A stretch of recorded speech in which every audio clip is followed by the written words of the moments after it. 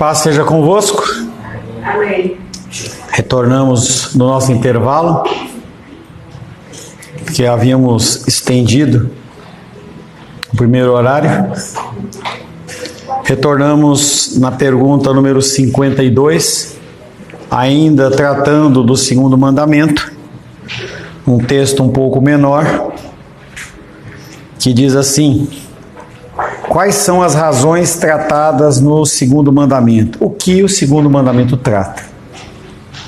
Resposta: as razões tratadas ou as questões tratadas no segundo mandamento são a soberania de Deus sobre nós, a sua propriedade em nós e o zelo que Ele tem pelo seu culto. Começando pela condição da soberania, Ele é um Deus que ordena, um Deus que comanda, um Deus que não pede.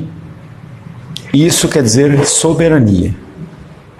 Soberania é um Deus que não pede conselho a ninguém, que Ele faz o que lhe apraz, quando Ele quer, se Ele quiser, no tempo dEle.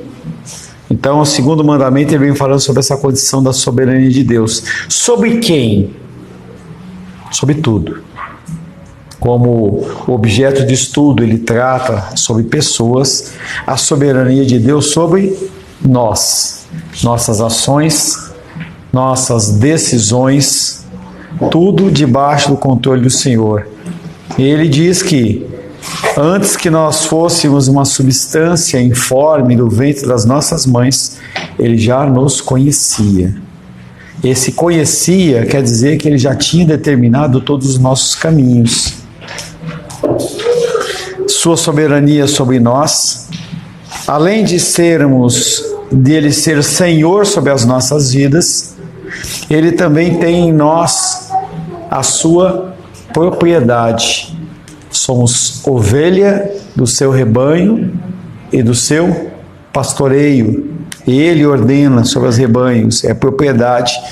E o segundo mandamento também ele fala sobre o zelo que ele tem a respeito do seu culto, em ele não aceitar nenhum culto que não seja definido e agradável a ele.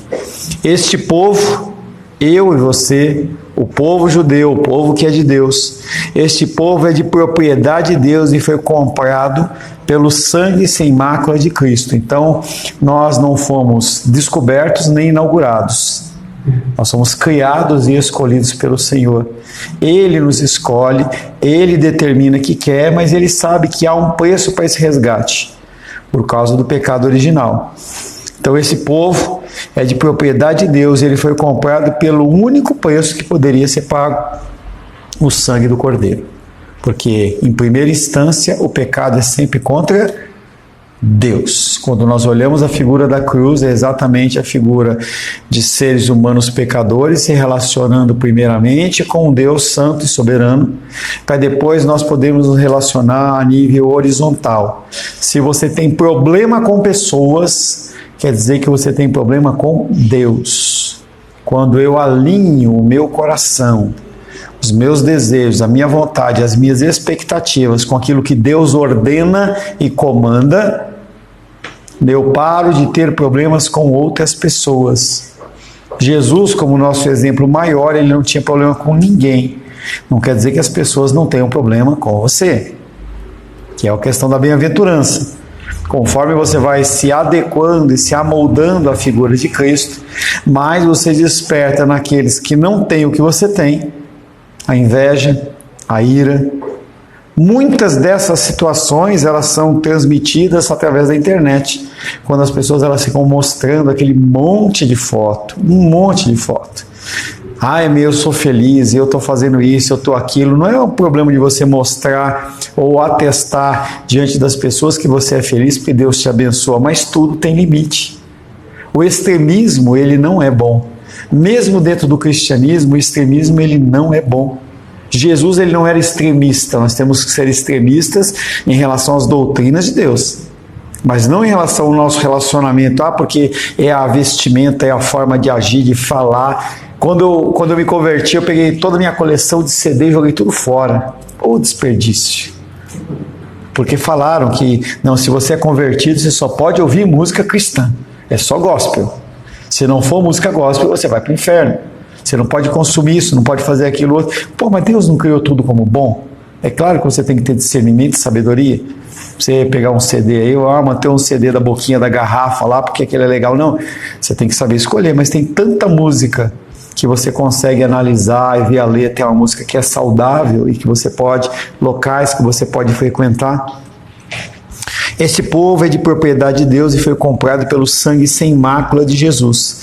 Desta forma, esse povo deve a Deus o reconhecimento da sua soberania, que é a conhecida afirmação do apóstolo Paulo de ação de graças.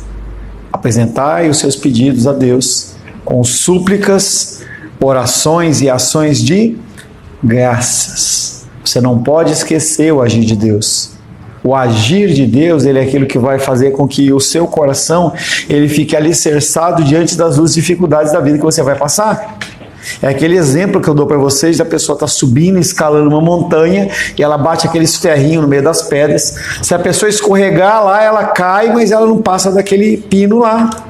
As ações de graças, elas têm essa função no nosso coração e nas nossas vidas. Se eu sei que Deus já fez aquilo, Ele vai fazer de novo.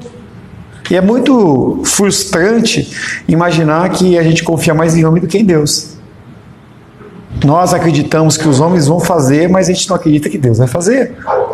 Ou a gente não consegue ver Deus nesta ação, numa bênção que a pessoa entrega, recebe.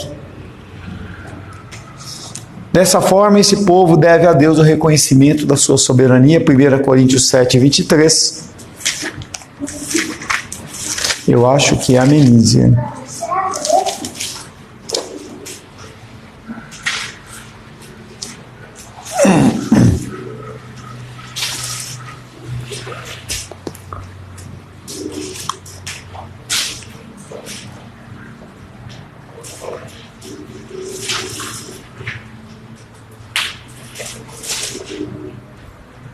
Por preço fostes comprados, não vos torneis escravos de homem. Então o apóstolo Paulo está trazendo essa condição, falando, poxa, o presente foi tão caro, por que você está desprezando ele? Deus, ele deu com tanto zelo esse presente, por que você não leva ele em conta? Se a gente entendesse, a gente canta uma música que reflete muito forte essa condição, aquela lá, eu nunca saberei o preço dos meus pecados lá na cruz. Nunca nós vamos saber isso. Mas nós temos que saber que, para que pudesse aplacar a ira de Deus, ela é um presente excepcional. Não é algo que pode ser mensurado ou comprado.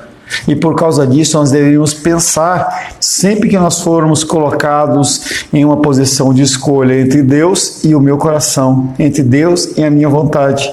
O preço que foi pago, ele foi um preço de sangue. Não havia outra forma de resgate, não havia outra forma de poder você ser liberto ou livre do mal. O culto agradável a Deus é firmemente baseado na palavra. Mas o Evangelho de Cristo tornou-se ofensivo ao homem moderno. Por quê? Porque vai de encontro, não ao encontro, vai de encontro com os desejos do nosso coração. Então, nós queremos dar vazão para a nossa carne e a palavra de Deus fala, não pode fazer isso. Por que a gente vê, por exemplo, a destruição da família em altos e largos passos? Porque se não há o padrão familiar, homem, mulher e filhos, as pessoas elas podem fazer o que quiser sem constrangimento. Você acha realmente que as pessoas que vivem essa lambança sexual aí no mundo, eles não se constrangem? Todos nós nascemos com um acessório de fábrica, chamado conhecimento do bem e do mal. Você vai lá na concessionária buscar o carro, você não vai perguntar se ele vem com motor ou se ele vem com pneu, é automático. Todo ser humano vem com um item de fábrica chamado discernimento do bem e do mal. Não precisa haver uma lei dizendo que eu não posso bater na Rosângela. Não precisa ter uma lei que diga que você não pode violentar um menor. Não tem que ter uma lei necessariamente que diga que você não pode maltratar os animaizinhos, ou que você não deve poluir o meio ambiente ou fazer queimada. Não há necessidade, a gente sabe que está errado.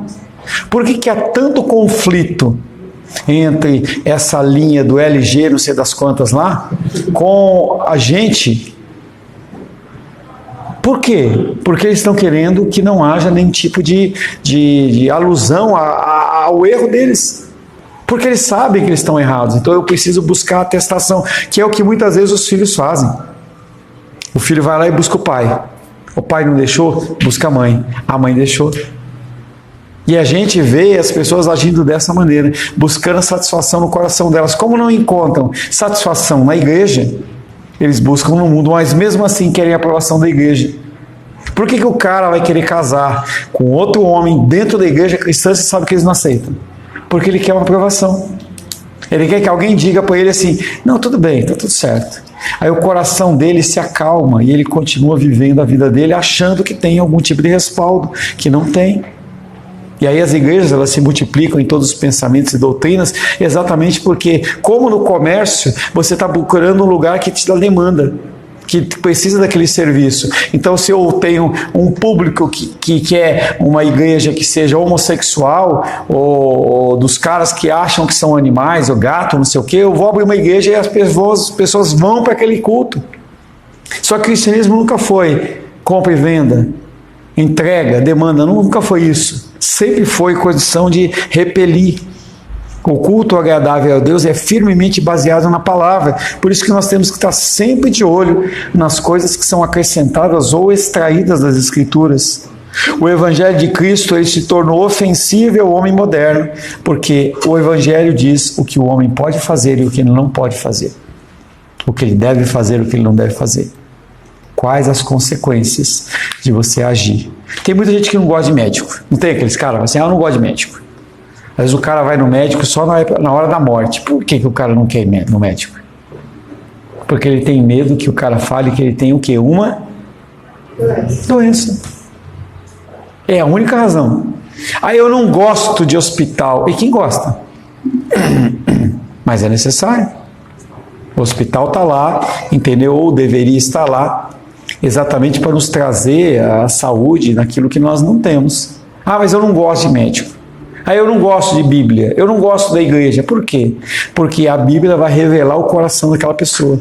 E ela não quer que aquilo seja revelado. Eu prefiro continuar na ignorância do que eu ser consciente daquilo que eu estou fazendo errado.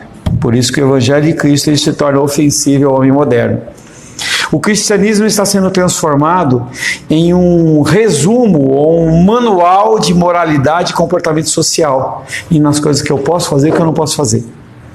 O que eu posso fazer nessa igreja? Ah, nessa igreja você pode beber, mas você não pode fumar. Ah, então tá bom. E nessa igreja? Ah, você pode usar calça, mas mulher tem que usar saia. Ah, mas... E as pessoas elas ficam inventando regras. Quando João Batista ele dá aquela exortação com os fariseus, chamando ele de raça de víboras, era exatamente o que eles estavam querendo. Eles estavam querendo mais algumas regras que eles pudessem seguir, para que eles pudessem se sentir salvos. Os fariseus sabiam que estavam errados? Sabiam. Eles tinham consciência de que Jesus era o Messias? Tinham consciência. Mas entre um Messias, que vai falar de uma vinda, de um reino vindouro, e uma coisa que está me dando regalia, hoje eu prefiro isso. Eu prefiro o que está sendo oferecido hoje. Qualquer igreja ou qualquer comércio, ele sempre trabalha com senso de urgência. É só até hoje. Últimas unidades. Você vai ficar sem. O cara na igreja faz a mesma coisa. Ele fala, venha, o teu problema vai ser solucionado. Aquilo que você está sofrendo vai acabar. Pare de sofrer. Na igreja escrito, pare de sofrer. É uma mentira. Não existe a possibilidade de você parar de sofrer. Mas o cara está vendendo uma mentira para você que é atrativa. E ele vai atrair quem? As moscas. A mosca ela tem aquele aroma que está atraindo ela. Ela quer açúcar, ela quer um alimento para ela poder colocar lá aquele negocinho dela, o narizinho dela, aquela coisa nojenta lá, entendeu? Ela quer alguma coisa, e quando aquilo atrai, ela vai. E as igrejas elas têm agido dessa forma. eu faço uma pesquisa de marketing e eu vejo o que a igreja está querendo. Então, não onde a Ediene mora, mas em Ceilândia tem uma região lá que é chamada Chaparral, que lá é o terror, entendeu? Eu vou lá e abro uma igreja e falo: igreja do corpo fechado, venha fazer a amarração para a proteção dos seus filhos. Enche, porque é uma demanda social da segurança. Então a pessoa ela acha que estando na igreja eu estou vendendo um serviço para ela de proteção espiritual, ainda vou lá e dou um chicletinho, uma cruzinha, uma arquinha. Eu acho que eu já contei para vocês essa, acho que era minha mãe ou minha tia, não lembro, em que uma amiga dela foi no Universal e pegou a rosa ungida, que representava a presença de Deus. E aí a moça foi lá, acho que foi minha tia sempre teve umas respostas meio duras, né? A mulher chegou lá: olha, eu trouxe aqui, para lá na igreja, a campanha da rosa ungida, da presença de Deus, eu trouxe para você. E ela falou assim: eu não quero isso não. Como não? Você não quer a presença de Deus? Ela falou assim: não, se isso aí representa a presença de Deus, daqui a uma semana vai murchar. Aí quer dizer que a presença de Deus foi embora? Essa presença eu não quero, entendeu? Eu não quero essa presença. O cristianismo está sendo transformado em um compêndio de moralidade e comportamento social. A soberania de Deus ela foi esquecida. Cada um faz o que quer. Idolatria, novamente. A igreja não é mais voltada a Deus. O centro da religião é o cristão, é o homem. O testemunho de Cristo foi substituído pelo exemplo do homem. O que muda na sua vida? Um bom testemunho. O Alice levanta e vem e fala assim: olha, eu orei a Deus, eu estava com a minha dor de garganta e aconteceu aquilo e eu fui curado. O que vai mudar isso na sua vida? O que vai mudar na vida da Manu com a enfermidade dela? Nada. A gente glorifica a Deus pela bênção concedida ao irmão, mas aquilo não muda absolutamente nada. Na segunda-feira, se a Jenny não tomar o remédio dela, ela vai sentir dor. Não é porque o cara deu o Alice deu testemunho que vai mudar alguma coisa. Então as pessoas elas têm tirado a didática, a doutrina do pecado, falando sobre o evangelho, para falar sobre exemplos de homens. Então as pessoas começam a prosperar, eu vou lá e busco o modelo daquela igreja e quero implantar na minha igreja como se aquilo fosse funcionar. Quantas igrejas são assim? Estava conversando com o pastor lá, ele começou a desenvolver um trabalho lá de evangelismo, os caras começaram a copiar o modelo dele, não funciona. E se funcionar, funciona na marra, através da direção humana. Cada um cria um Deus à sua vontade, conforme os desejos do seu coração. Então eu pego uma cruz de Cristo e eu corto um pedacinho dela aqui, corto um pedacinho lá, corto um pedacinho. Agora essa cruz está da minha satisfação. É como se você quisesse encaixar a forma da cruz dentro da sua vida. Quando você monta o quebra-cabeça, tem que encontrar a peça certa para colocar no quebra-cabeça, senão ela não encaixa. Aí o que o cara faz? Ele corta para caber. Só que aquele evangelho mutilado, ele deixa de ser eficiente e eficaz, porque não está sendo apresentado todo o pacote das coisas, como agir, que é aquilo que a gente tem falado com frequência. Eu não tenho como proclamar ou viver algo se eu não ouvir, se eu não entendi. Se eu não entendi, eu estou simplesmente repetindo alguma coisa como um papagaio. Não tem efeito na vida das pessoas. Cada um cria um Deus à sua própria vontade, conforme os desejos do seu coração. Todavia, cuidado, existe um só Deus. Marcos 12, 29.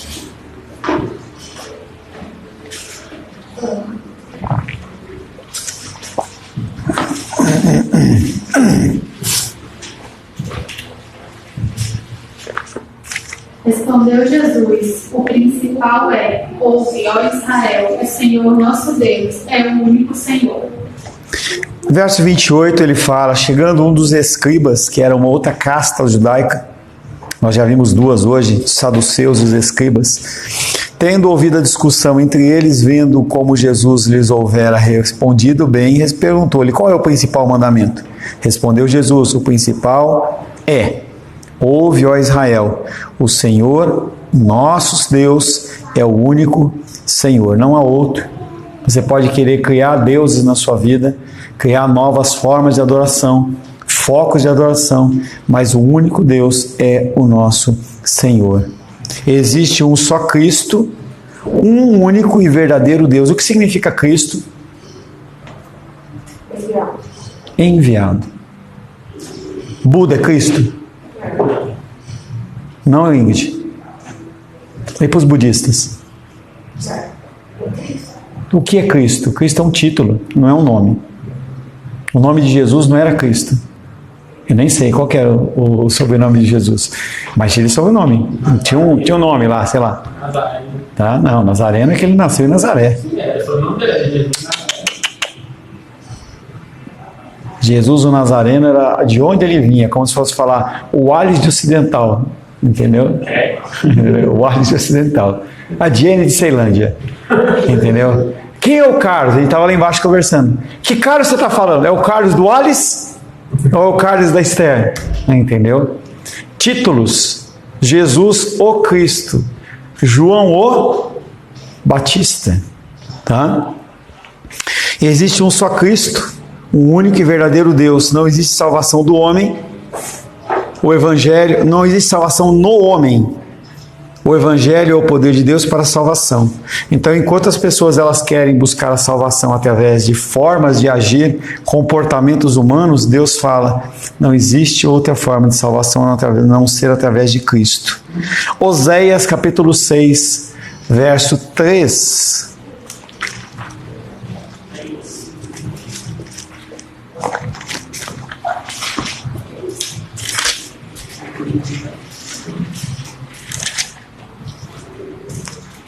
Sabia que os pastores, eles têm um anjo, que é o anjo da localização do texto bíblico? Você não sabe onde é, você abre, puxa a Bíblia. Você não passa vergonha, você vai lá, vai tchum, vai do lado, opa, o anjo fala, para aí, vai. Oséias 6,3. Tá faltando um anjo. É 6:3? Conheçamos e prosseguimos em... Prossigamos. Cara, você tá precisando de óculos, filho? Prossigamos em conhecer ao Senhor, como a alva, e a sua vinda é certa. E ele descerá sobre nós como a chuva,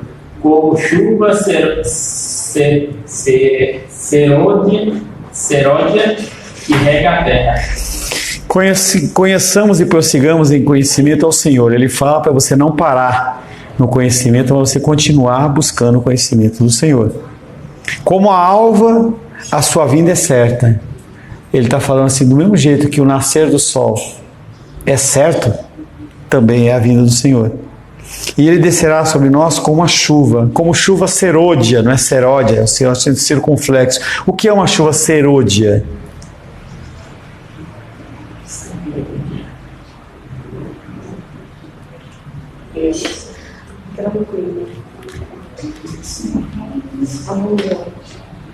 Que acontece no momento certo. Se uma plantação ela recebe uma quantidade de chuva no momento errado, acaba com a plantação. Então você pega lá essa chuva que de vez em quando está dando em Brasília aí. Vai tentar plantar um terreno e colocar isso aí. Você mata a semente apodrece tudo. Aquela água, aquela chuva, ela tem que ser serôdia, porque ela rega a terra na medida certa. É no momento certo, ela vem. Então ele vem falando que esse conhecimento de Deus que nós temos que continuar prosseguindo, tentando adquiri-lo, ele tem que ser como uma chuva serôdia. Por isso que a leitura da Bíblia é uma coisa que tem que ser todos os dias cadenciada. Como adorar a Deus em Cristo? Através desse conhecimento e essa busca do Senhor. Jesus vai muito mais longe a respeito do conhecimento de Deus. Ele nos diz que a vida eterna é o conhecimento do próprio Deus. João 17:3.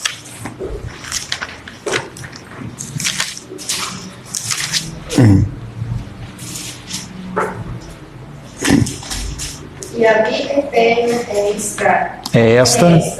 Que te conheçam a ti, o único Deus verdadeiro, e a Jesus Cristo, a quem o enviaste. E as pessoas elas ficam à busca de coisas maravilhosas, e o Espírito Santo, através do evangelista João, fala: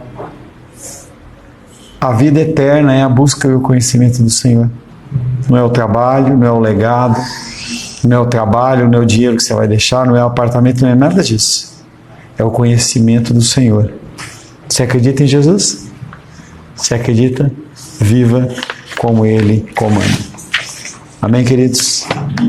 Senhor, em nome de Jesus, Tu és adorado, glorificado e bendito.